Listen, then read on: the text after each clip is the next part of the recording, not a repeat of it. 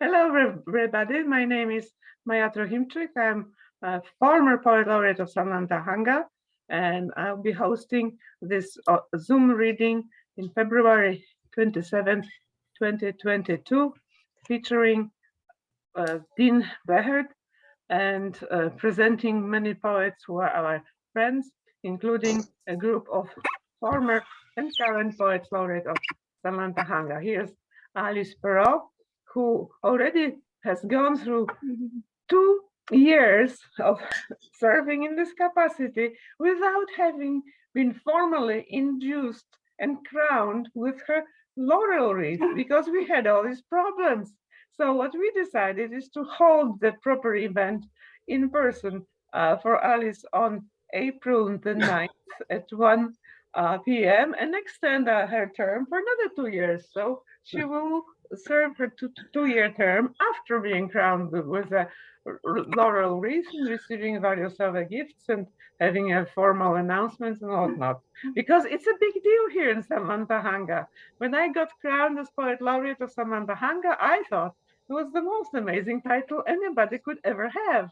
So here we are, village poets of Samantha, and our current poet laureate. We also have Joe DiCenzo, who was number 3, I think, or 4. We have Pam Shea, who was after me, so must have been 8. Number 9. She was 9. 9. And Dorothy, you were also after me, right? So you were. I was right after you. So you were 7. I was number 6. 7. Elsa was 8. Yeah. Yeah, so it's been a while, and then we got together. We decided we like doing readings. We did them in person at Oldenhorn Museum, but due to various restrictions and the closure, we switched to Zoom format, which is good for everybody because we can get feature poets from the East Coast, right, Dean? Right. And we can have guests from Michigan, like Hedy, and from Arizona, like Frank, so it's really very nice. And people who are local don't have to be uncomfortable in the cars for an hour or two to get to the site, but they can just read. Okay, so let's pick 2 open mic readers before we get into the feature. Dorothy wants to start, so let's start. Dorothy Skiles. Oh. This is an old poem, but I've always liked it. Ode to a Fallen Friend. He sits under a tree in the park, watching his pigeons peck at the pieces of bread he scattered on the ground by his feet. His head leans against the tree, now barren of leaves. His white hair falls to his shoulders, and his gray felt hat is tipped to one side.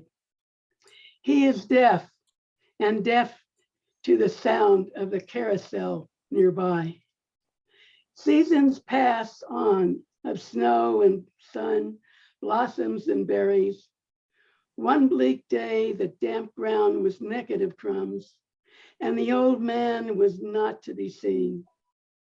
As if they knew, the pigeons flocked to his favorite space in the park to pay tribute to their fallen friend, while the carousel went around and around, unaware that anything had changed. Yeah. Memorial of sorts. All right, thank you. Let me switch to the speaker's view. Okay, so now we have a second poet who would like to read. I'll read, Maya. All right, so Pam is the second one. Okay. Okay, I'm going to read just a couple short ones that are kind of a departure from my usual nature meditative type of poems. They're just some fun ones that I've been writing. So the first is a short haiku. 2 cats are yowling in a standoff on the driveway. Could it be over me? And then one more. Falling down the internet rabbit hole, spiraling helplessly out of control. I fear diseases I cannot pronounce and find so many things that I must denounce. Oh my, I guess I will take my chances, meowing to feral cats, blubbering at romances. Quite often I can't remember anyway where I was or what I did yesterday. All right. So now Alice would like to also read. Well, I was going to read one of in one of mine in the dialogue. It's okay. In the dialogue, you can do when maybe you join Dean in a dialogue then. Towards the end of his reading now. Really planned on that. Can I just do it now and get okay. it? So Dean and I have been doing a dialogue for a very long time. How many years, Dean? He's on mute probably. Since the early 90s or the late or the first of the aughts, we've been dialoguing. And this was something he wrote on the 9th of November last year. Recognition. I don't remember me very well. I continue to feed the birds and squirrels and 2 cats, and sometimes I remember to feed myself. I think it's myself, but the only memory worth having is being here now, and given the yawning ho-hum abyss, abysses get bored too, of future nullity, not that I won't take up a new body, but the nullity of not being here as who I am now, given how few years are left to me, where someone bothers to say, remember Dean Blehert? And some people say, oh yeah, and not everyone says, who? Given how what recognition remains flickers like a dying candle, even now. I may as well forget myself now and beat the rush. But the chitter and fluffing of birds, the head push of a cat to snuggle against me, a smile here and there, the intensity of Pam's absence, these suffice. I seldom won contests or gave speeches or went viral, but one woman's smile, smiling kiss, the smile as lips met lips, finding refuge in eyes, cherishing eyes. One smile was a world of recognition, fame, immortality, though sometimes I mistook it for the promise of these rather than the realization of them. One cardinal swooping to a railing just beyond the window is better than a memory of me, is a memory of me. I live in a universe that is my memory of me. I am infinitely recognized. And then I answered the next day. So here I am, stitching myself together between bits of wit to find another mind, spirit, one who likes to whittle out a tune or poem, a few spare thoughts to shed light where before it was dark. This won't last, this little blink in time. It just comes and goes, a firefly, sip from a sippy cup, flip of a butterfly wing. I won't slobber or rail with curses to try to make this tiny moment last. I'll just place a little shine on it. Let it zip for an instant. Can't drag it down to matter or put that reality that sinks ships, drowns dreams in puddles, forces you to remember it. Seems this lark is over almost before it's done, but somehow it's still shining. Thank you very much. Now, oh, nice applause. Visual and not audible. Okay, so very nice. So we're very thrilled to have you with us. Lovely and wise and witty poet. I'm just going to look up his biography on our blog, so as to show you also some pictures of Pam Coulter that we use to illustrate the blog. Let's look at this one first. Okay, where is my Zoom? Oh. There it is. Okay, sorry about this delay. I'm not so skilled sometimes. Now it tells me to leave the meeting. The computer decided that I shouldn't be there. So therefore it tells me to leave the meeting. Oh, it's not there. My screen is not there. Bummer. Sorry. Yeah. The computer decided that I shouldn't be there. It's probably I have another window open. You know how it is. Oh yeah, so it's in a different window. So sorry, you have to go to Village Poets at blogspot.com to see the beautiful paintings of late winter, early spring, and melting snow near the streams that Pam Coulter has painted. So let me tell you a couple words about Dean Blehert. You just heard his dialogue poem with Alice. As she said, they've been doing it for years, so we should just get together and do a book. Finally. There's 1,300 pages. Oh, well, so maybe like let's do 10 books. 10 books. A book series of dialoguing. I've never done a dialogue with a poet myself. Well, It's we'll get to it, carry on, exactly. So he had 7 poetry books published, most recently Kill the Children and Other Disconnections from 2001, and Please Lord Make Me a Famous Poet, or at least Lee Spat, which is a 400-page book, textbook, which is a parody textbook actually, and satire textbook, and parodies the poetry scene, fast and carried.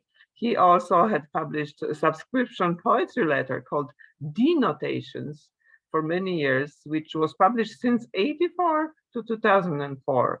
And lots of people were subscribing to it from in most of the 50 states and in many countries, Canada, England, Germany, Israel, and even Australia.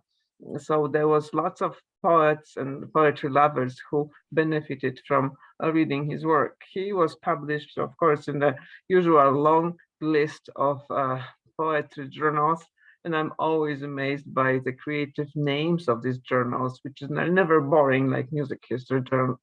Let me just read you a couple titles of these. Lip Service, Gold Dust, Dark Horse, Carousel, Orphic Flute, Brussels Sprouts, Implosion. Then we have View from the Loft, The Listening Eye, and Minimus, and Potomac Review, and many others. And he's done a lot of poetry readings and features all over the country. Lives in Reston, Virginia, and you can find his links and examples of his poems on his website, www.blehert.com, under poems. So this is the summary that we have posted, and now we're going to hear from the man himself and hear his amazing work. And I'm going to pass the mic to Dean. So please welcome Dean Blehert. Bravo. And what I need to do though is to switch view to speaker view. But everybody who is on the reading, please mute yourself, or else I'll mute you, because if not, you will be popping up at random places in the reading and taking over the screen from our featured reader, which is not going to be so good for us, right? Okay, now we have Pam, so I need to mute Pam. Where's Pam? Oh, she's muted, but she's in the middle of a screen. So let's go to gallery again. Dean, could you please start reading or talking to us at least? So okay, here I am. Oh, here you are. Okay, very good. And then let's see if when I switch to speaker, oh, there you are on the screen. Yeah, I am. Okay. Yeah, it's good. So welcome. Let's start reading. Well, here's one of Pam's pictures. Let's see. Oh. Self-portrait. Here's another one of her paintings. This is a poetry journal that was dedicated in memoriam to her. Very nice. The rain scene. I've seen that, a copy of that. Beautiful. I know that wasn't very good. Can you hear me pretty clearly? Yes. Okay. I'm going to read something that I still find sad to start with. I'll just say that Pam and I were together nearly 40 years, knew each other for about 52 years. And she was a poet herself and also a painter. And we worked together. For instance, my poetry letter, Denotations, was my poems with her drawings. And I did poems to go with many of her paintings. So probably the biggest jolt in my life was when she died last year. And this is a poem about that. I'll start sad and try to work out of it, okay? This is called At the Mortuary. They said I had to identify her before they could cremate her, so they left me in a room with a body that for me was still almost her, no cosmetics. All they'd done was get her mouth primly closed, had been stiffly open for days of hard, broken breathing, far more than I thought she'd be able to do. But her face, yours, was beautiful. Was it always that beautiful? You, so beautiful, how could you have chosen me? Stayed with me nearly 40 years. Can I be better than I think? Having signed things, I leave. It's a nice day. She's not there. She's everywhere, which rhymes. She's intricately intertwined with any purpose I can think of. She's the empty side of the bed I'm driving home to. But she was my home. My wife is dead, but I, for a while, am not. She may come up in some of the others, but I'm sure I'm not going to be able to read all of them. Give me about 5-minute warning and I'll read some shorter, lighter poems at the end. This one, I thought I would get in sync with the times and write a protest poem, and particularly an environmental protest. And the poem is called Protest. And it's all about what I'm protesting here is the leaping of frogs into old ponds.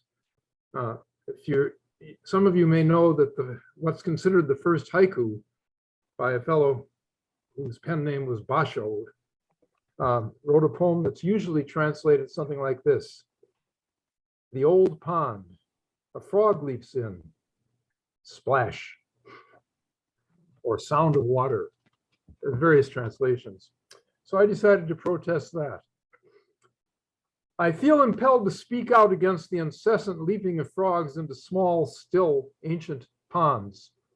Such leaps, however brief, are incredibly destructive, with incalculable lingering effects.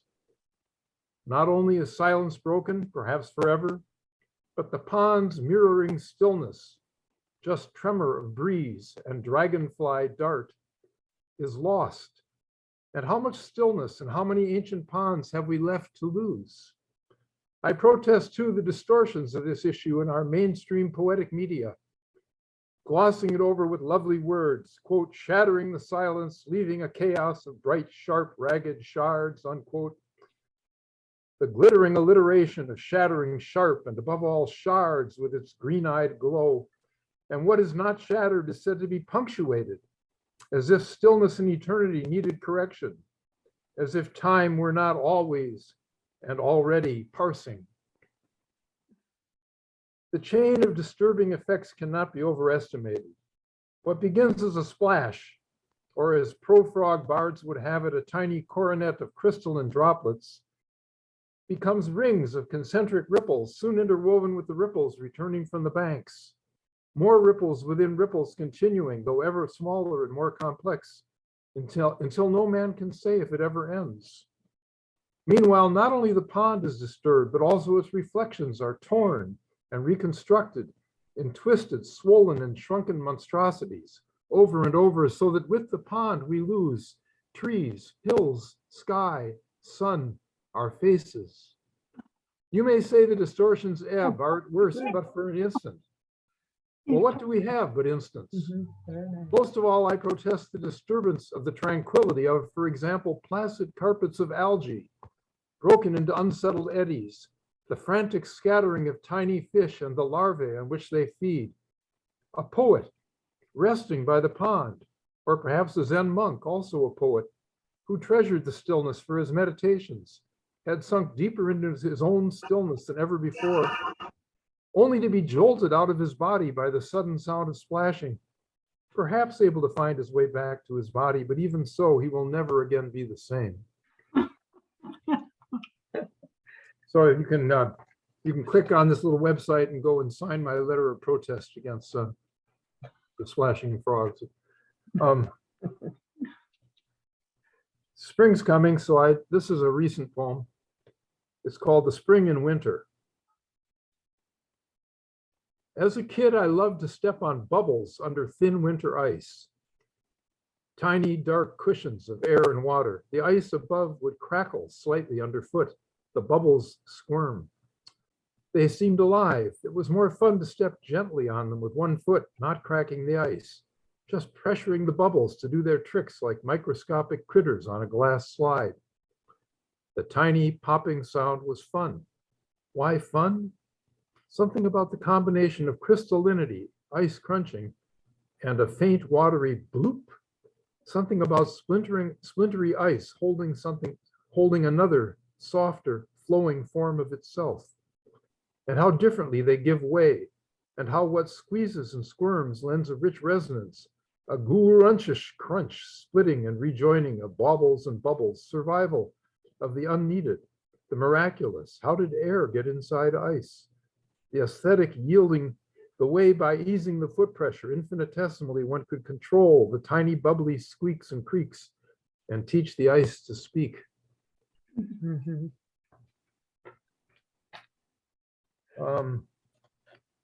This was last Halloween, so my first Halloween for 40 so years without Pam. It's called Halloweenless. Home. I'd been away just in time to get bags of individually wrapped for the COVID concerned peanut butter cups, dark chocolate in a bowl by the door, and wait. No one came, maybe because I had no pumpkin, with its carved face and flickering candle for this orange and black and flickering yellow occasion. While I was away, Fred, a cat who once loved me, took to accepting food at the door, but never entering, I'm told. But I've not seen him yet, over 2 days home, until today when I spotted just the ass as it vanished of my only Halloween visitor tonight, a raccoon, who gobbled up all I'd put out for Fred. It is amazing to me the extent to which my being here or not doesn't matter to anyone, not even to me. But I've had practice at knowing that, being a poet, busily creating a culture that no one lives in, not even me. And yet it seemed for decades that my being here was of immense importance because I imagined that one person cared. Well, I imagined several cared. But when Pam became a third person, proper noun, my imagination could no longer imagine even me. Don't worry, Pam, you're still you, and I'll come out of this me. I'm just being interesting.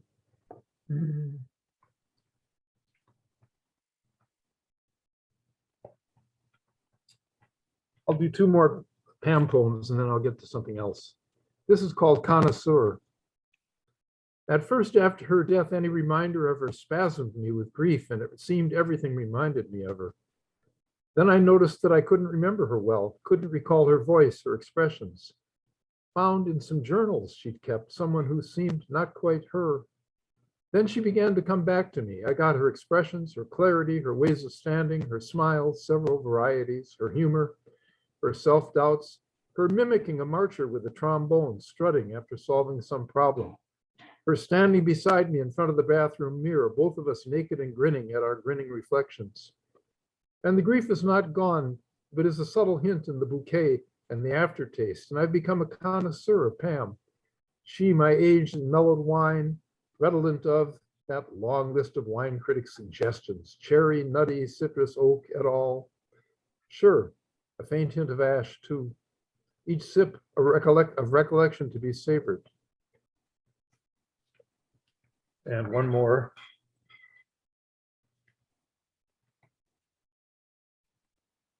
Oh, this is the one that Alice read, Recognition. I don't remember me very well. I won't read it. And here's more about that cat. It's called The Cat is Back. One of our cats, a sinuous brown tabby named Fred, disappeared to reappear fitfully every now and then after Pam died. Pam, who originally won him over when he was a suspicious, stray, hungry, but hesitant, some male he avoided. Men had kicked him too often. Sometimes gone, mooching off neighbors, I discovered, for weeks. Fred, Freddie, Fred. After brief appearances and almost never coming inside, he who used to cuddle with us and sleep with us every night. Now he's back with me night after night for over a week, lying beside or against my side or head against my armpit, or all four snowy white feet against my side. And I feel forgiven. For what? I suppose for all the times I failed Pam, didn't understand her distresses, didn't get to bed on time or get up in time or help enough with meals and dishes, or didn't understand her struggles as her memory failed her, or didn't get us places we had to be, not on time, or press my opinions on her to the point of suffocation. I feel forgiven. Not that the cat has forgiven me, not even that Pam has somehow forgiven me, and not that God or the universe has forgiven me. It's just a new part of who I am. I am forgiven. What is forgiveness? A renewed ability to love. What is love?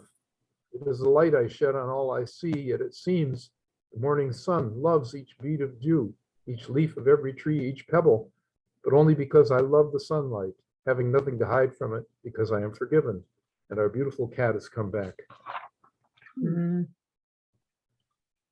Thank you. This is an old one. The others were all recent. It's called Why We're Here, a very philosophical poem. We were designed by the wind, frustrated with its inability to inflate a balloon. We were invented by dogs, because after aeons of licking only each other, they yearned for love without hairballs. We evolved from birds who wanted to be able to talk with their hands without being carried away. We were invented by cats to tend doorknobs.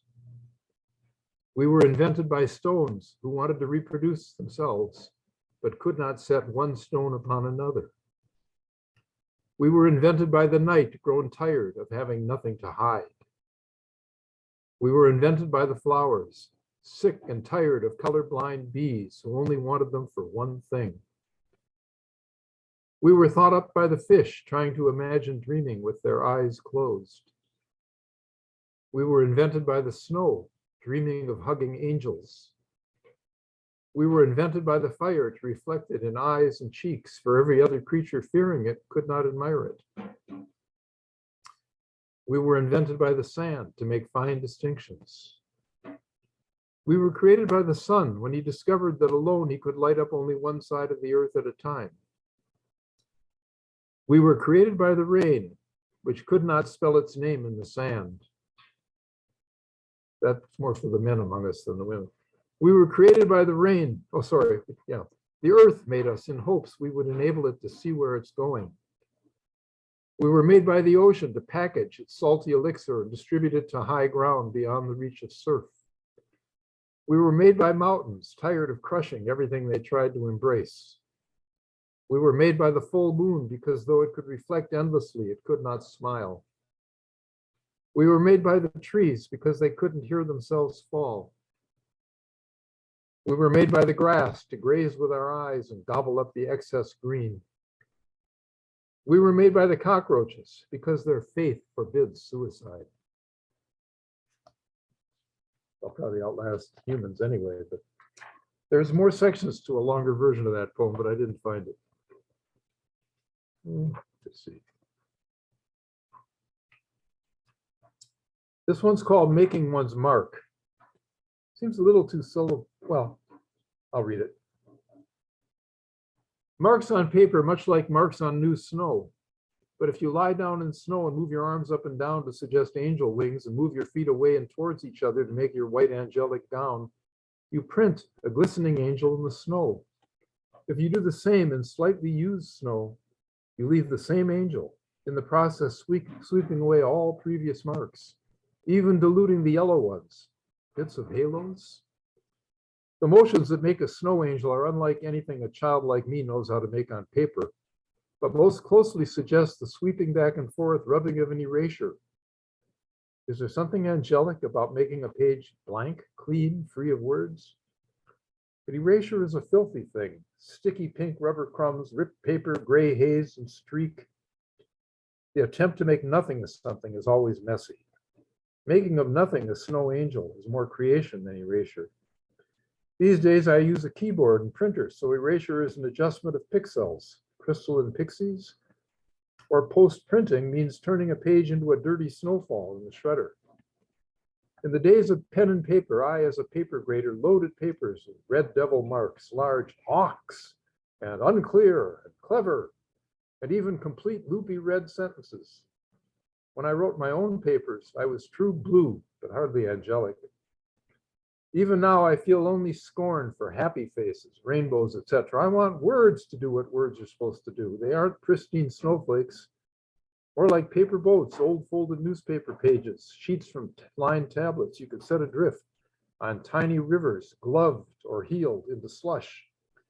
Each grimy word with its cargo of much finger-smeared and bleared meaning. After enough paperwork or wet work with language, yes, it's a relief to roll in new snow, and there's joy in the simplicities of silences framed by crow calls and wind in branches. Words seem relatively graceless, but that's the thrill, the miracle. When so clumsily laden with what joys I've learned from silence, my rickety vessels reach someone, and someone gets it. Of course, wet work is what the CIA uses to refer to killing people. Somewhere I have a little thing about we have a kinder, gentler CIA. They now terminate with moderate prejudice instead of extreme. Here's a shorter one. It's called You've Got to Pick Up Every Stitch. When I got to the curb, no car. I remembered right away where I'd left it. Right away, I say. But there must have been an instant. A tiny piece of real time with me and the whole world in it, but not my car. Over a lifetime, many such instants connect up like the hidden stitches on the back of an embroidery, the secret threads that hold things tightly together, a world increasingly solid and not mine. In other words, the car was somewhere else, and it only took me a second to realize it, but for an instant, my car was gone. This one's called Conspiracy Theories. It's fashionable now to mock conspiracy theories and theorizers, but the travesty of Tonkin Gulf now passes for fact. There's something fishy about the accepted stories of JFK's assassination and 9/11. But okay, most are phony, or at least based on not much. One of the phoniest was the Paul McCartney is dead myth of the late 60s and beyond. But the opposite theory is just as wrong. It's called the calendar theory. And it says that since Paul was born in 1942, he's now that tall old guy with sagging cheeks they trot out for interviews now and then. Nonsense. As we all know, Paul is and will always be a young man in Liverpool, about 20, and with his 3 buddies, and ignore those urban legends claiming John and George are dead, creating and performing incredible songs and being a Beatle. I should know.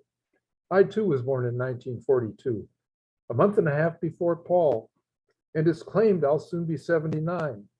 But I just listened to a Beatles song, and it's obvious to me that I'm at most 21 years old.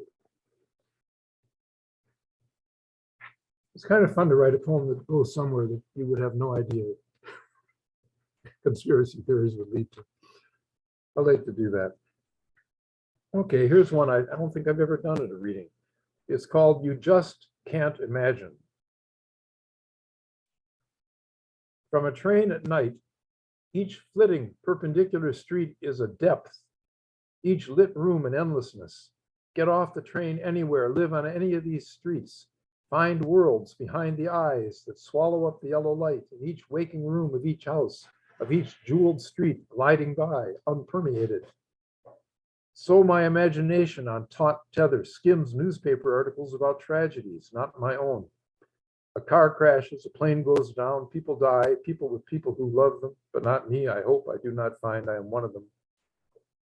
Could I, even without knowing names, just decide to be one of them? Stop this train, pull the cord we mustn't touch? Might I not find myself going down screaming or silent, trapped in the too frail skull of a passenger, that all too gripping three-dimensional mortal dream? No, one is oneself reading a newspaper, defined by the effort to keep from slipping into being what so easily one might be. And the mother whose baby is no more amid the days of jagged metal cannot imagine the presence of a softness you just can't imagine. For her too, the train stops, though she isn't aware of pulling the cord.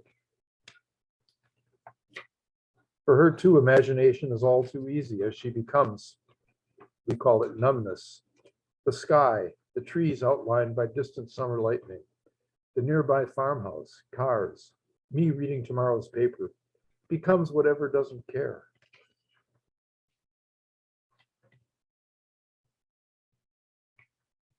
Thank you. Here's another one about water. I had a series of them this year. This one's called No Two Are Identical. Remember, I read the one about stepping on that ice that has bubbles in it, the wonderful sounds it makes. A drop of water isn't much like a hunk of ice, and is even less like a snowflake, though the flake, for all its fine lacy symmetries, is just an instant from a drop of water on tongue or cheek. And what has a snowflake to do with a cloud of steam, or any giant, scrolled and curlicued and puffed and textured cloud? How easily swallowed it becomes my body, blood, lymph, tears, piss, the life of me. How it swims in us in nearly all that lives as easily as most of life swims in it. Some creatures start as one sex and at some point become out the other sex, or others. Some start as creepers and crawl into a bag and come out flyers. But the changes water undergoes are more radical. Can a tsunami be nothing more than a collection of droplets plus a wind? Can the palace of icicles that nest in trees be kin to a frozen lake or river? See in a pan droplets wildly dancing as they become steam.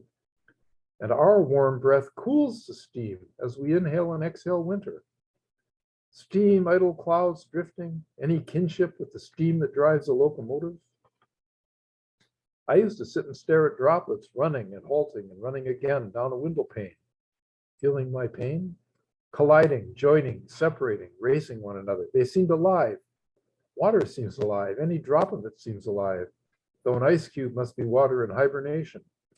Surely a drop, flake, cloud, icy spear of water is as changeable and alive and at times as intricate as any virus. And air, less visibly, is as variable and alive. And stone. I wonder if anything is not alive, or is life something that you and I and all the living bestow on anything, everything we experience? Oops, I must have touched some button. Let's see. Gotta find myself again. Oh, here I am. What do you know? I vanished and returned like water.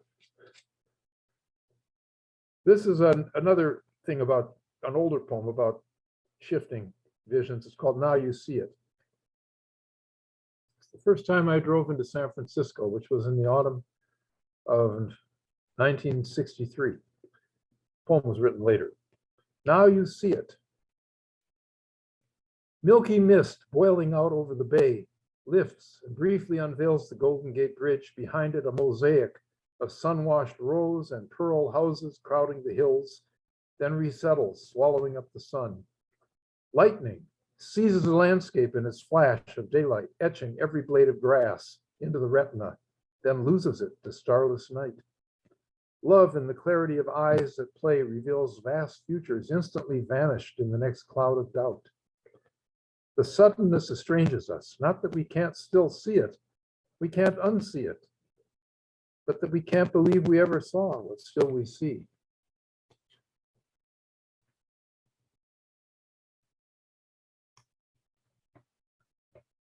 Here's one about a bird. It's called Egret. It was in Florida, by the way. Egret, washed ashore after a storm, wing injured, bedraggled. Odd how the perfectly curved neck turns out to be a sequence of short, straight bones.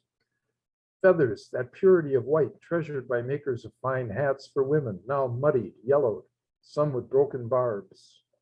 But alive, just barely, still some faint glower in the hard, flat heron eye, still some hesitation in being near that rapier beak. We find a place to phone that treats injured birds. Someone comes to pick up our egret. We never find out if he survived, for how long. So little we could do. I want to say something about his thrust to live and how it seems to make ridiculous the decoration of a hat. But that's too much talk, just as regret is too many letters. One letter more than egret, you understand. Here's a very short one. I used to take walks. Now I hover over Facebook. Pause, annoyed to let in the cat.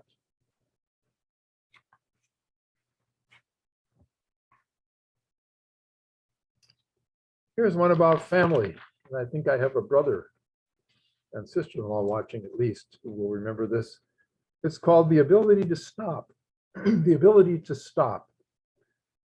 My mom never could pass the road test to get a driver's license, got nervous every time, made dumb mistakes. Cabs, streetcars, buses got her downtown or she got a ride from someone. When she talked readily, no problem starting a conversation or changing the subject, but once started, often she couldn't stop. I might have to say, okay, Mom, but I have to go now. Mom, I have to go, and sometimes leave her going on to herself, a mother's mutter. She had 7 kids, plus husband and her father, who lived with us, all of us loudly demanding attention, so she was used to going on, if she were to go on at all, over interruptions. No wonder she was good at teaching little kids. But she had trouble stopping. Maybe that's why she got so nervous when she had to get that final driving test, which she knew in advance, which at some point, some unexpected point, would require a quick stop. She was quiet when I last saw her, only 56, but dying, lung cancer, fading, exhausted. That was 6 months before she actually died. I suppose death imposed silence. If we are immortal, she is again able to speak.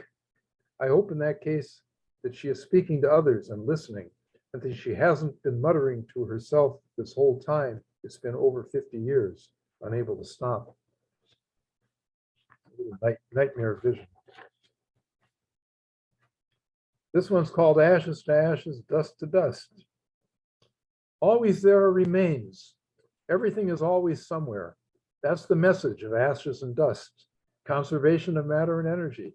The endless dwindling of organized forms into more and more formless chaos. But everything is always somewhere. Unless out of nothing we can create something. Unless out of something we can create nothing. I think we can do both. We are not matter nor energy. We don't have to play their game. Not all love is lust. Not all admiration is envy. Smiles are not only teeth. We can decide a day is new. We can put beauty anywhere we wish it. The famous will to live is not only vitamins, hormones, exercise, and sleep. Love, I know the very word is corny, but love turns the universe into the purest, most crystalline, most snowflake elaborate order without effort, without a spewing of exhaust vapors, without a shedding of dust. And like the bush that burns and burns, but is not consumed, is brilliant without ashes. A funny thing may happen to us on the way to total chaos. We may discover we are magic. Thanks. Got time for some more? I got a lot more here. All right. Dean. Yeah. Can you read about the 2 poodles and the gunfight of OK Corral? You remember it? I got a couple poems on that, but I don't have it out. I'll just stay with my, I don't want to ruin my poetry for people by telling them how much I write. Okay. But it's over 100,000 poems. And if I put them, all the ones I like into books, it would be more books than Lynn Liv should produce. Well, you should get on with the show and put them in books. We want to read them. Well, I've got another one that's coming out. That was my brother Mike, by the way. Very good. Very All right. nice. This one's about going out and looking at Christmas lights and even Hanukkah lights. Pam and I used to enjoy doing that. We never put them up, but we enjoyed it. And this was my first Christmas without her, and I went looking around. I said, the title is Call It a Gift. Some yards are dark like mine. Some have just a twist of white lights tossed across a bush or tree branch, at best catching a gnarly twisting of tree art. Some outline windows, doors, roof edges with vibrant twinkles of blue, green, red, gold. Some add figures, Santa, reindeer, huge toys either lit up in rainbow twinkling or transparent and more subtly illuminated. Some simpler but captivating use motion, lights rising or falling within invisible tubes, figures rising and dancing on garage walls. Some yards are littered with light and color, as fringed and layered as carnival floats, though this year lacking the snow to blanket and blank out all color. Then color starve, take it all in and magnify it, turn wintry light to a vision of warmth and houses full of cookies, hot chocolate, candy, and children.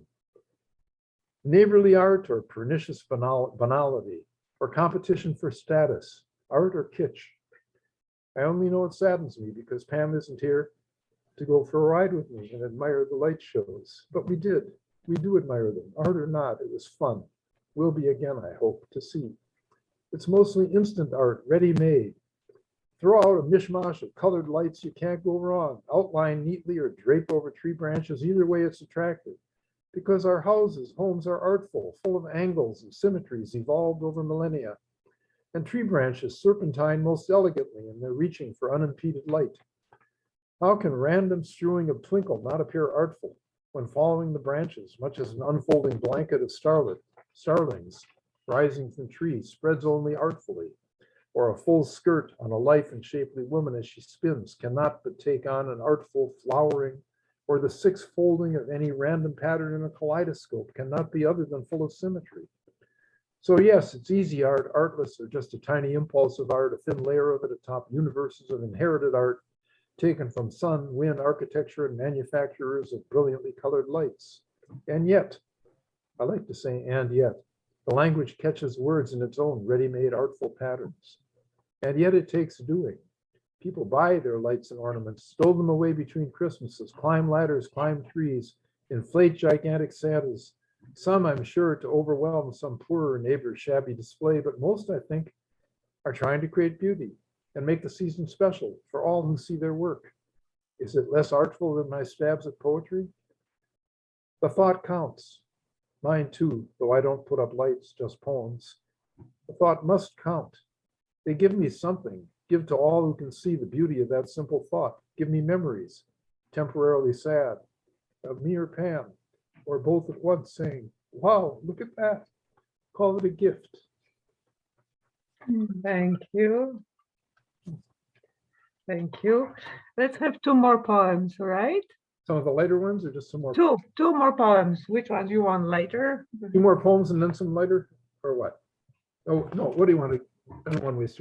How about, I'll just read a funny one just for variety. Okay. I don't think you've heard it. I read it at Alice's house, but I don't think you were there. This is from my book, Please Lord, Make Me a Famous Poet, or at least less fat. And it's been published in about 8 different publications. And when I read it at a poetry reading, anyone following me mentions it. It's kind of funny. Mm-hmm. And usually, at least 5 or 6 times, somebody's gotten up after me to read a poem and said, well, after that, I'm not going to be able to read the poem I was planning to read. And also got, well, I'll just read it. It's called How Poetry is Done. You can make any sentence poetical by mentioning blood or bone. For example, instead of yesterday I went to the store, say yesterday I went to the blood and bone store. Instead of the moon rose, say the blood moon rose, or a bone of moon rose, or best, a bone of blood moon rose. For I love you, try bone and blood, I love you. Bone and blood are instant, intense. Or profound, add in an inapplicable abstraction such as geometry or calculus, or a scientific reference like hologram or ecology, and throw in a juicy verb. For example, the geometry of blood laments this hologram of bone. But intense and profound, by the way, I created this at the rate that I'm reading it, just about. But intense and profound are not enough. You need an ironic, hip sense of mortality, as in chanting its inevitable theorems in every fatty cell, the geometry of blood laments this fading hologram of bone. Except that theorems makes too much sense with geometry, so change theorems to charades, not sing-song, which makes too much sense with chanting. This gives us a satisfactory 20th century poem written in a fresh, unique, authoritative, etc. voice, especially if the line lengths are a bit weird. For example, I'm going to read it as 20th century poets, and some now read poems. Chanting its inevitable charade in every fatty cell, the geometry of blood laments this fading hologram of bone. Entitle it Collage number 7 and send it right out to a very little magazine or anything that ends in review. And if you listen to recordings of T.S. Eliot or William Carlos Williams or just about everything, they use that da-da-da, the blues note, da-da-da, da-da-da, Da-da-da, da-da. It's all blues note. It doesn't resolve. And they use the intonation of the high priest about to take the heart of the Virgin with an obsidian dagger. I think that's the poet's role And blood and gore. of the high priest. Blood and gore, yeah. Anyway, this is a whole book full of parodies and stuff, and it's kind of fun. I'll read some shorter poems now, okay? They're Okay. older than this, just a few. A sword kills so well because it is almost humane. A blunt instrument is an outrage. Instantly flesh rebels. Sharpen it to a point and it gains easy entry. Hone it to a fine edge and flesh welcomes it in and out before one realizes death has been done. Sharpen the sword further until nothing is left but that's our cat. Hello, Gypsy. Until nothing is left but the deadly swift essence of penetration that comes and goes, and one never knows why everything has changed and you have not a sword but a poem. Now shorter.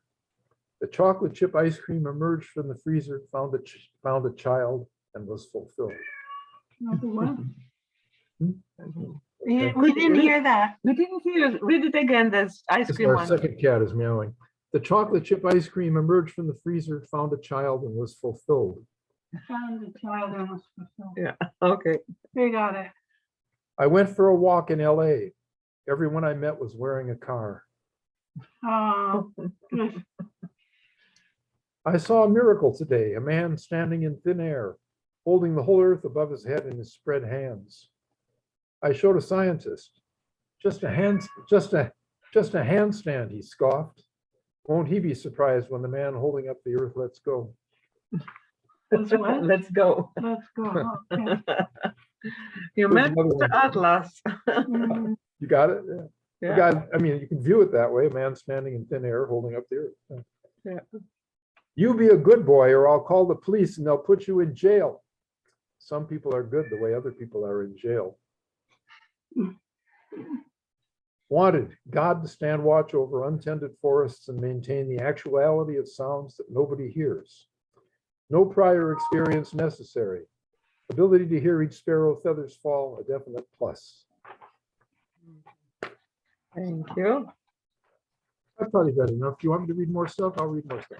I think it's good. It was good to end on a funny note. Thank you so Okay. very much. It was You're very welcome. lovely. I was really moved by, in the beginning, when you read the poem of cracking the ice on puddles. That's what I used to do when I was a kid in Poland. I never wrote a poem about it, but it was so much fun. You stand on it and it becomes like an amoeba, right? It moves Yes, into two we- amoebas and then they Mhm. move along and then you step harder and it cracks and there's always some dead leaves frozen into it. It was on my way to school. We had a alley of maples and the maple leaves were under the ice and I just loved doing that. That was just so universal and human. On the other side of the equation, when you read about the grief of having been married to somebody for so many times, people who have had an experience, they relate. Me, I had 2 husbands and I was sick of them after 1 year. So the second one took me 15 years to get rid of, but 1 year was a honeymoon phase and the rest, no grief whatsoever. So anyway, Do that everybody too. has a different experience, but it's very touching and very humane to see that attachment and the depth of a relationship that's there, the kind of melding of 2 souls and living together and experiencing the Christmas lights and the painting and the poetry and hearing the person's voice in your head and then finishing each other's sentences. So I love that. So do we have any more comments for our featured poet? I enjoyed the perspectives. I enjoyed the perspectives of the transition of a long relationship because I will never get to experience the things that you did, Dean. I know people and family members who have had very long relationships, and it is something that is so unique to those individuals. I also liked the poem that talked about the different things that created us. We were created by the sun. We were created by the birds so that we could gesture with our hands without flying away. That was very entertaining. And it just, as a writer, I could see how when you were creating that, all the different things you were trying to render and pull in from your life's experience. That was fun to listen to. Thank you. Thank you, Joe. Thank you, Joe. Any more listeners would like to comment? Please unmute yourself. Maya, Dean, Casabella. Mhm. I'm so happy to be able to hear you. I've written with Alice, not like you have so much, but we have had dialogue poems. And she's told me about you for a long time. And so I so much enjoyed hearing you. It's just wonderful. I love your poems. I love your humor and your devotion and feelings for your wife. But every poem was very good to listen to. And there was so much variety. That's right. Thank Yeah. you. Yeah. In I your did- poetry. I I didn't really really- love it. Enjoy writing with you. Yeah. I have a question. When did you start writing poems? How early or how late? Well, I've been writing early and late. I guess I've been writing about 65 years. Oh, I'll be 80 in a month or so. And a month and a week, a little more. I happy birthday. started considering myself primarily a poet about age 16. Up till then, I wanted to be a novelist, but I was too lazy. Mm, Too long. a lot of work. Yeah. I've got one funny story. I consider it a funny story that Dean told me years ago. I think it starts out with him saying that he wasn't really into dating or didn't get along too well with girls during high school. But along came the 50th reunion, and he got a hold of one of his high school friends That's and right. said, I could read some poetry if you like. And the friend thought, oh my God, not Dean. He's not going to. Anyhow, they let him up on the stage, gave him the microphone, big mistake. And he cracked some one-line poem and everybody broke out laughing. Not everybody, 10 people. What did he say? What did he say? And they did another one. And pretty soon he had him in his grip, if you will. And I don't know how long you read, but you broke him up. I think one of your, well, I don't remember what you told me some of the poems were, but it was quite a fantastic reunion because you read is the way you told the story. And I think I've heard it. That was a class reunion, yeah, 25th, I think. And so somebody who knew my poetry put me down to read at the thing. And most people were expecting a really, you could see people were settling down to do their duty. And the poem I read started with the line, the first one, only men die while getting laid, or only men die during intercourse. Or only men die of heart attacks during intercourse. And I had to stop and for this roar of laughter, relief. And later somebody sent me a film of it and the laughter went on for about 2 minutes. It outdid what Jack Benny got when the guy said, your money or your life. And Benny said, nothing. And the guy said, I said your money or your life. And Benny said, I'm thinking. This supposedly got one of the longest laughs ever on TV, legitimate laughs. Mine went on longer. And Oh my. the poem was just a parody of various aspects of feminism that went on. Never happens to the women, or maybe it does, but the men don't notice until there's no breakfast the next day, and so on. But and it ended with women always know. Women's intuition, I guess. When a man dies in the saddle. So, All right. it was about a 12-line poem, and I had to stop 3 times for these long bursts of laughter. The longest was the first one. I think that's the story. They just, as soon as they heard poetry, they were ready to keep their eyes open and look attentive. Yeah, that's it. This was a big class, and their spouses. It was about 800 people. So. Wow, that's really interesting. Okay, so we have various other poets, so let's hear from them, from their work. So who would like to read next? Oh, we have Hedy. All right, so unmute yourself, please. Okay, and then I'll put you on the screen. There you are. Okay, I was thinking of reading a prose poem that is relatively recent. It's a kind of surreal. Would you rather that I screen share or should I just read it? You can screen share if it's easy for you. And I couldn't find my screen, so maybe you'll find yours. Oh, okay, I can try.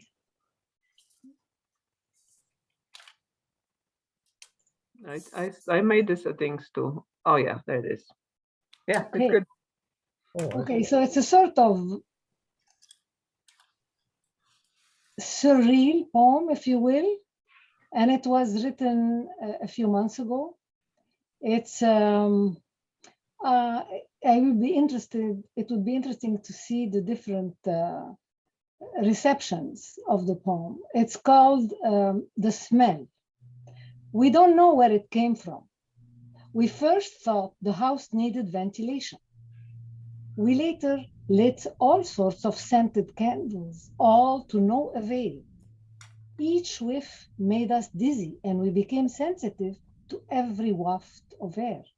The smell kept getting stronger, but more elusive, ranging from a potpourri of spices and herbs to a mixture of dung and chemicals that made us want to throw up. At times, it could be mistaken for sweet or foul pollen, depending upon the time of the day, and it insidiously invaded all spaces. We started wondering why the smell carried memories, mostly deranging ones. We decided to seal all doors and windows. We took turns in steaming pillows, sofas, rugs, and most surfaces, then gradually retreated to a room not too distant from the kitchen. Lately, we grew wary of calling friends or family, lest the smell would be carried by voices as though surfing over radio waves. Even books became the repository of different odors. The moment we flipped through any of its pages, a strange halo envelops us, leaving us with shortness of breath. But at least we can turn the TV set on and drown within another world, preferably one without subtitles. The most foreign the language, the best, since the smell is conveyed with meaning. Wow, that's a scary landscape. Yeah. That's pretty Great. scary. Yeah. Yeah, I don't know. It's kind of like, Metamorphosis, Kafka, which that story freaked me out so bad. Becoming a cockroach and running around from the, perspective from the floor. Ooh. So Actually, it has this kind of nightmarish quality as well, this poem. The smell so pervasive and so scary, you have to lock yourself away and just hide because it's just too much. Yeah. All right. So any other comments? Well, it starts out with a very common phenomenon, Yeah. smelling something and going back and forth as to whether it's a good or bad smell before you know what it is. Actually, it was written, I would say, after a series of poems I've written about the pandemic that were sort of futuristic, but futuristic. And then this one came in a sort of it transcended the situation or the virus, and I kind of maybe was trying to express my fears of the virus through the smell. I don't know how you perceive it. I always regard smells as a memory, and anything I smell, I try to think of where I've encountered those before or what was happening in my life the last time I smelled them. Talking about smells, here we could all smell the hyacinths because we usually give the Fisher poet some flowers at the end of a live reading in Bolton Hall. And I have this beautiful hyacinth. I love the scent of them. It's so sweet. Hyacinth in Polish. So yeah, I just say it the Polish way. It's a different spelling, different accents, but yeah, so this is something that we present to a feature poet apropos of something very, very fragrant and very spring-like. Whenever I get them for spring, I plant them in a garden and they grow back the next year. They do grow back, these bulbs. Yes, Yeah, yes. they're I so can smell lovely. them. Thank you. I can smell them. You can smell them, see? They're so vibrant. I have purple and pink and white. I keep the white by my bed, and it just makes for such nice dreams when I have a beautiful white flower, this beautiful scent by my bed. So the smell, it doesn't have to be danger. I think when we give in to fear too much, it's not so, I don't know, it's too negative. I just was in the fear zone for a little bit when I decided to write those elements poem. So maybe I'll read my poem next because the cycle doesn't have a title yet. I just call each poem after its elements. I'll just read the water one and then another one which is an antidote to that.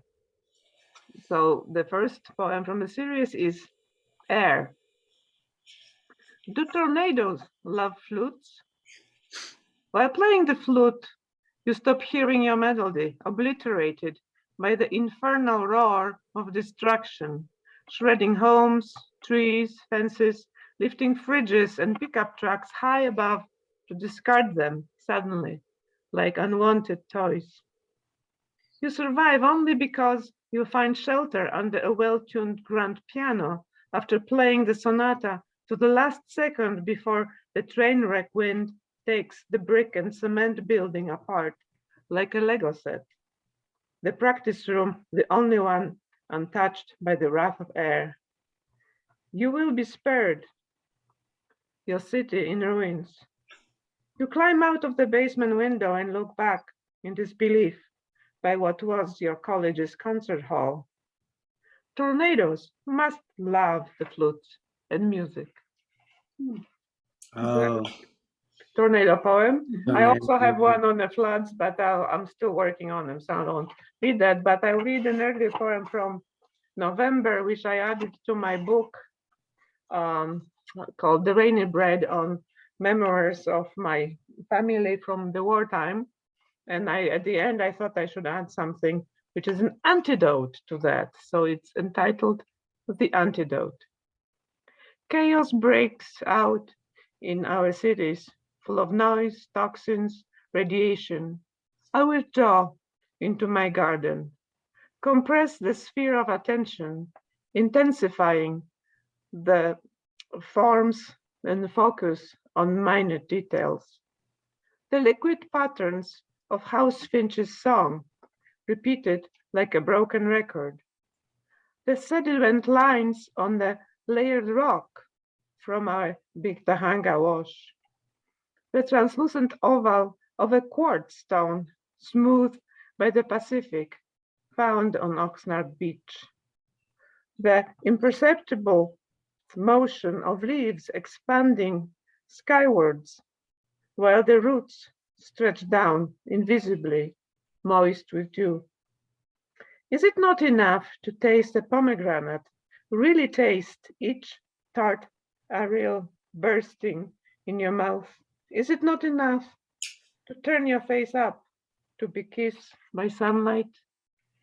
No fear, no hate, not even a slight dislike, says Saint Germain. I clear the rubble of memories of past pain, stronger, more clingy than the pain itself. The mind is full of useless knowledge. The body remembers on its own. Pitiful. The heart locks itself in a hard shell of protectiveness. I have to conquer this chaos within. Clear the lamps, wash the windows into sparkling translucence, letting the light in. Clear light, the antidote to chaos. Chaos. It's actually inspired by a title of Jonathan Peterson book. It's a Canadian philosopher. And yeah, anyway. So anybody else? Catabella, do you have a point for us? Oh, Joe would like to read next. Okay, let's hear from Joe. Thank you. This is about when people reveal themselves to be more than what you initially thought, seeing things in a new light. with animal lust shooting darts of desire at you from across the room before you displayed what's inside, with coveting eyes that wished they were magnets that could somehow draw you closer until our faces tidally locked, with the lechery of a drunken frat boy trolling for a weekend hookup. Of course, I don't look at you the same. You can never see a bud in the same way once its blossom is revealed. Everything changes once it's observed. Perceptions are altered once they're disturbed. To see a bird's build its home from twigs and mud to raise its brood in safety's nest, to watch a sleeping child breathe, its whole body an elastic bag that takes in air, more attracted to you than a wave is to a shore, more grateful for you than a drought is for rain. I could never look at you the same now that my eyes are opened. Thank you. And let's see, I'm gonna go over to, I'm gonna pull up a file, and you guys can still see me. This is titled, It's What I Choose. It's a sonnet in progress. While some may rise brighter than the sun, warming the damp streets from the dew of night with gaiety and cheer, others wake in darkness, followed by their phobias still tangled in sheets of fear. No differences between them, more similar than not, no contrast of give or take. The only variation is the psyche's will to heal, for every heart knows ache. But given a chance to grow, to let Leticia have a voice, to crush the box of sadness is the owner's solitary choice. Some live bathed in the light of stars, others dwell in the pain of scars. Thank you, Joe. All right, let's see. Casabella, are you ready? Yes, I think we can do that, Rick. All You right. want the company? I can have an accompanist. Very And nice. let me know if you can't hear me. It's all or- good. It's all good. Okay, because my screen keeps saying that it's what's the word? It's undependable. Yes, the computers are evil and they hate us. And that's what we can say about that. Okay, here's Rick. Hello, All right, And hi, Rick. me. Great to see you. this is an Arabic name, reed, used all over Egypt and all over the Arab world. Oh, well, and you were talking about flutes, Maya, so it's perfect. I'll read one haiku. Both of these, I'll read two things. One very short haiku that was both of them published in the California Quarterly, and I haven't had a chance to read yet, so it's great that I can. So here's the haiku. Garden opening, the blue tongue of paradise.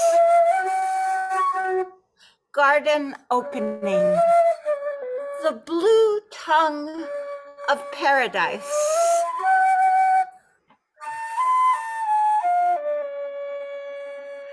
And this one is called Transformations. It was the beginning, yes, in the California Quarterly.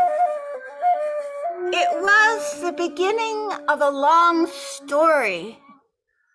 I was a mountain goat, born of a boulder that rolled on shore.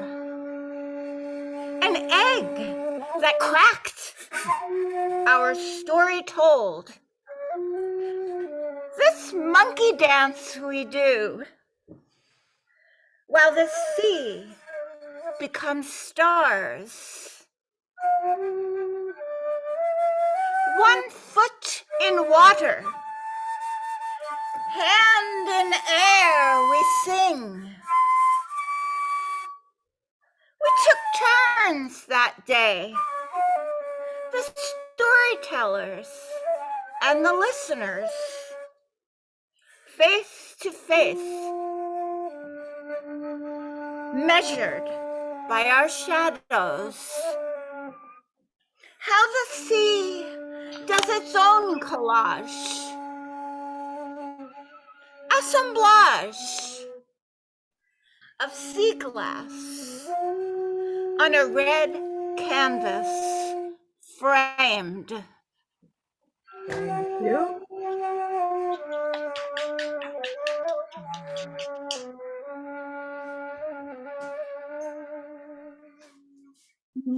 It's a real pleasure to hear Rick playing the flute. Nice seeing you with your hat and your poems. It's such a great joy Thank for you. us It's to great have to you see you over. too. And even the computers were listening to us and they refused to stop and Right. give us warnings, right? So even Yes. the computers have been in a benevolent mood for that moment. All right, we have more poets in the reading. Who didn't read yet who would like to read? Please raise your hand. Let me just go to the gallery view. Wave your hand at me or raise a hand on the screen. Oh, there we have our Frank from Arizona. So let's hear from Frank first. Thank you. Thank you. I've got two poems, if I may. The Yes. first one is a poem in 3 sections, and it's kind of about a journey to unknown places. It's called Landfall and Ephemera. 1. The classical geographers believed that the continents of the Northern Hemisphere had to be balanced by an equally large mass of land at the bottom of the world. Terra Australis Incognita, the unknown southern land. From the other side of everything, I feel the pull of an occupied emptiness, the siren song of unformed imaginings, my unseen symmetry, the counterweight of all I am.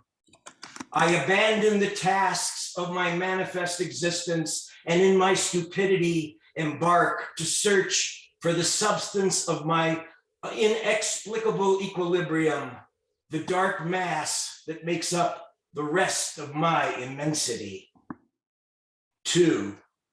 We are all conquistadors on a voyage of negative discovery, setting out with our assumptions only to find what is not there, what is unable to be verified and is never expected in the ocean of our endlessness. This is the hopeless, noble cause, the voyage we are always on. 3. Having traveled far enough, I will dare to suppose the contours of coasts circumnavigate lands not there for discovery.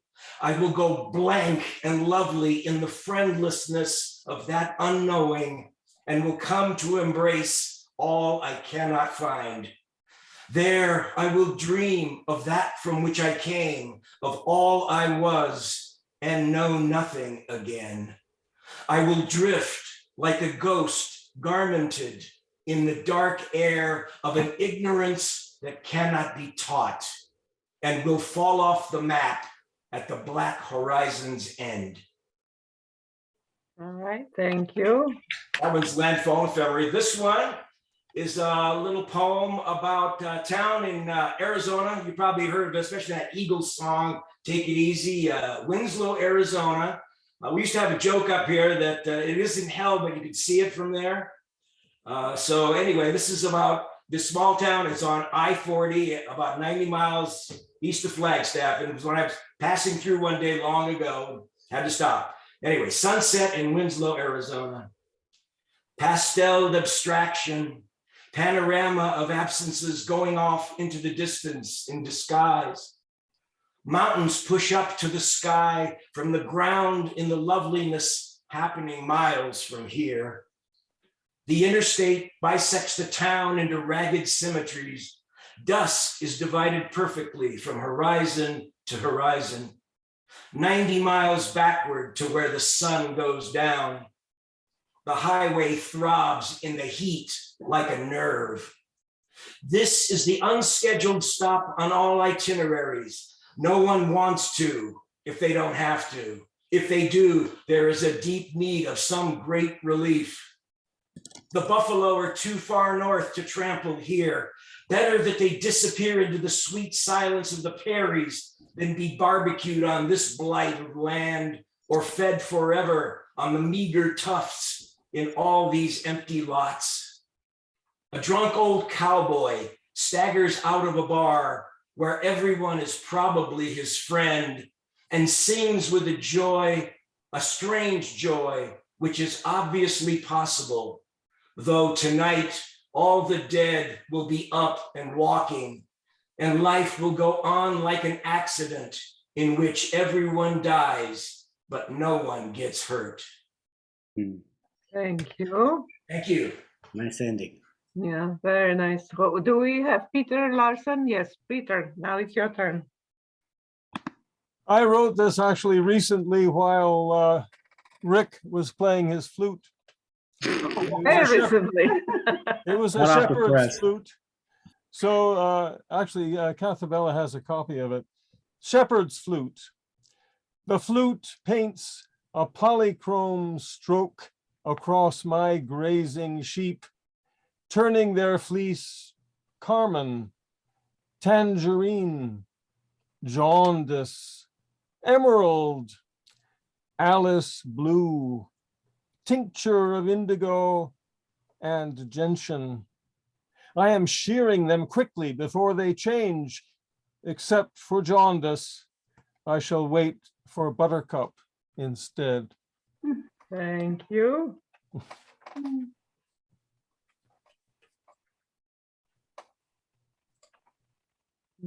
Peter, do you have a second poem? Oh, that's it. That's it. Okay. So do we have, thank you very much, everybody who read. Is Thank anybody you, else? Peter. Anybody else is on this reading who hasn't read and would like to read? Please raise your hand, and if you just on a without a camera, unmute yourself and read us your poetry. I'll wait. Going once, going twice. Sold. So, so with this, To the poet with the white beard. poet with a white beard. Dean, Actually, thank you so much. Your stuff was wonderful. Masha, Yes, can I read the second poem? yes, you can. Sure. Well, let's have Because I thought I We have was fun. hesitant about between two poems, and since I thought we would only be reading one, so because of what we're going through right now, I'd like to read a poem, a pantoum for peace, and it's from my latest collection, The Taste of the Earth. Oh, So it's titled The Colors of Dawn, a pantoum for peace. Spring rain washes out ashes and winter fears. Doves dip their wings in the colors of dawn. Children gather fallen petals, feather and down. Let's weave a tapestry with 1,000 petals. Doves dip their wings in the colors of dawn. Cherry blossoms cover the veined branches. Let's weave a tapestry with 1,000 petals. Invent a new alphabet to record our dreams. Cherry blossoms cover the veined branches. Let's paint windows and doors on stone walls. Invent a new alphabet to record our dreams. Fingers string beads carved out of olive pits.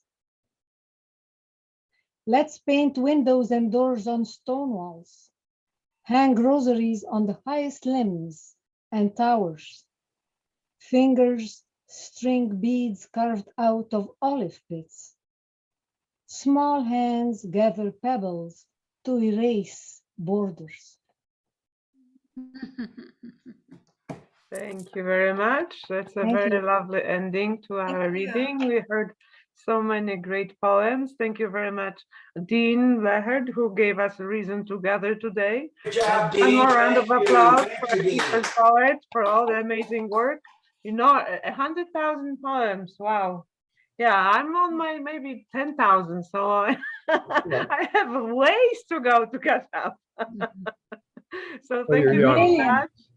Thank you. And our next reader will be Hedy Habra, which is at the end of March. I forgot the exact date. I always give you the wrong date, so I'm not going to say it. It's going to be on our blog very soon. But first, I will post information about our passing the laurels ceremony for April 9th, with Alice Perrault receiving the laurels from Pam Shea, who's been a while finished her term, and she's also did a lot of great things. So both poets will have a reading, we'll have a live musician, we have a reception in a beautiful outdoor garden, the art garden, Wendell Dayton. I have actually a book in there, but I'll show you next time. So it's really going to be a great event in person. I don't know if you're going to figure out how to do a Zoom from it, but meanwhile, we'll celebrate the Women's Month with Hedy's poetry. And welcome and thank you. And I'm looking forward to next month's reading. And thank you for this month's reading. Thank you very much. And bye-bye, everybody. Bye, everybody. Thank you. Thank you, Thank Laura. you. Brilliant Bye-bye. poems. Bye, Thank Bye-bye.